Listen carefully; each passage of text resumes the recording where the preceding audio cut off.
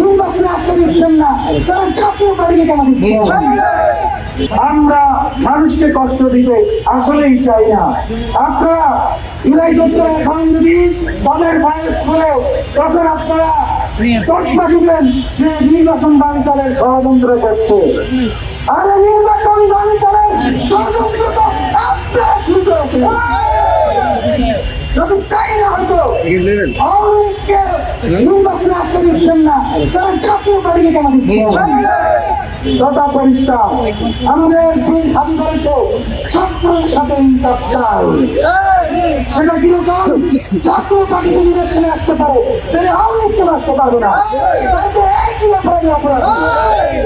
আমাদের কথা পরিষ্কার। বানচাল করা ষড়যন্ত্র আপনারা করছেন। আপনারা অনেক রাজনৈতিক দল তাদের প্রার্থী দিকে গিয়েও অনেক ঝগড়ার মুখোমুখি হয়েছে।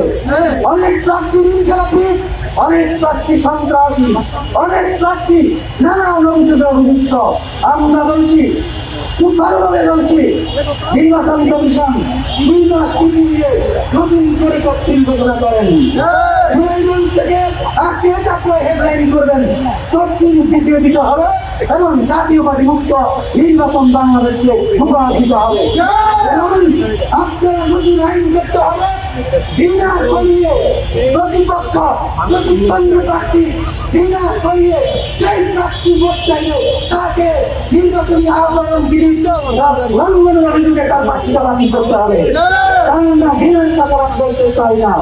প্রত্যেকটা প্রার্থীকে তার ভালো কাজের কথা বলে ভোট চাইতে হবে।